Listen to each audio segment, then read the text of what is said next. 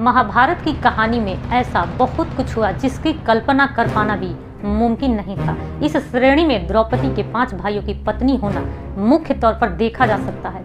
ईर्ष्या, धन संपत्ति का लालच, मानसिक भटकाव, प्रतिशोध की भावना, घमंड और मानसिक द्वंद्व सभी तत्व इस कहानी में मौजूद हैं।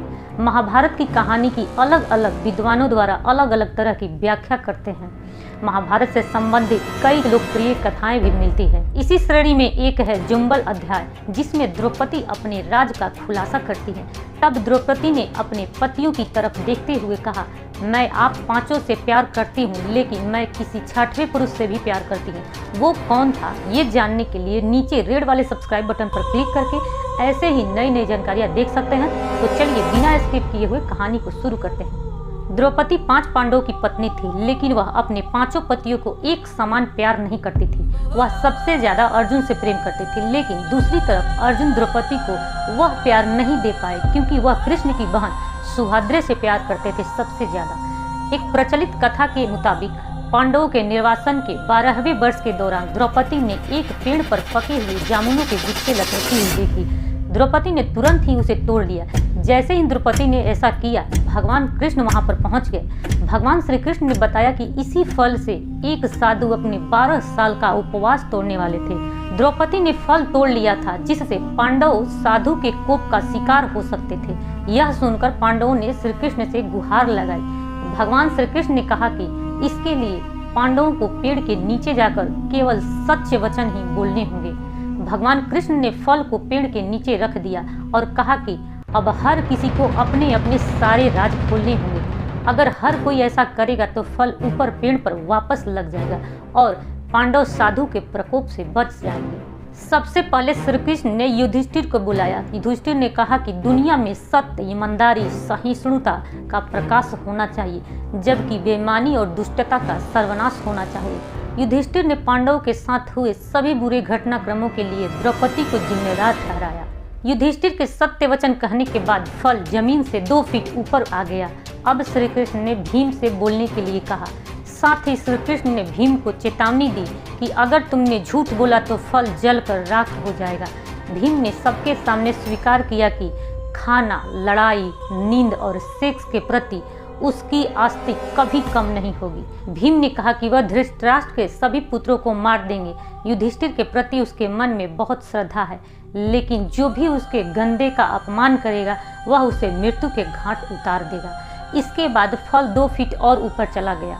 अब अर्जुन की बारी थी। अर्जुन ने कहा कि प्रतिष्ठा और प्रसिद्धि मेरी जिंदगी से सबसे ज्यादा मुझे प्रिय है।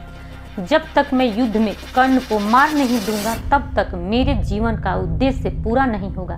मैं इसके लिए कोई भी तरीका अपनाऊंगा, चाहे वो धर्म के विरुद्ध ही क्यों ना हो। अर्जुन ने भी कुछ नहीं छिपाया। अर्जुन के बाद नकुल और सहदेव ने भी कोई रहस्य न छिपाते हुए सब सच सच कह दिया। अब केवल द्रौपदी बची थी। द्रौपदी ने कहा कि मेरे 5 पति मेरी 5 इंद्रियाएं हैं, आँख, नाक, मुंह और शरीर की तरह ही हैं। मेरे 5 पति हैं, लेकिन मैं उन सभी के दुर्भाग्य का कारण हूँ। मैं शिक्षित होने के बावजूद बिना सोच विचार किए गए अपने कार्यों के लिए पछता रही हूँ। लेकिन द्रौपदी के यह सब बोलने के बाद भी फल ऊपर नहीं गया। तब श्री कृष्ण ने कहा कि द्रौपदी कोई रहस्य छिपा रही है। तब द्रौपदी ने अपने पतियों की तरफ देखते हुए कहा, मैं आप 5 से प्यार करती हूँ, लेकिन मैं किसी 6वें पुरुष से भी प्यार करती हूँ। मैं कर्ण से प्यार करती हूँ। जाति की वजह से उससे विवाह नहीं करने का मुझे अब तक पछतावा होता है। अगर मैंने कर्ण से विवाह किया होता तो शायद मुझे इतने दुख नहीं झेलने पड़ते।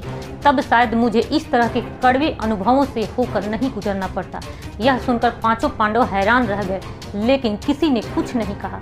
द्रौपदी के सारे रहस्य खोलने के बाद श्री कृष्ण के कहे अनुसार फल वापस पेड़ पर पहुंच गया। इस घटना के बाद से पांडवों को यह एहसास हुआ कि 5 बहादुर पतियों के होने के बावजूद वह अपनी पत्नी की जरूरत के समय रक्षा करने नहीं पहुंचे। जब द्रौपदी को उनकी सबसे ज्यादा जरूरत थी तो वे कभी उसके साथ खड़े नहीं हुए। इस पौराणिक कहानी का एक निहितार्थ यह भी हो सकता है कि हर किसी के कुछ न कुछ राज होते हैं, उन्हें वह खुद तक सीमित रखता है।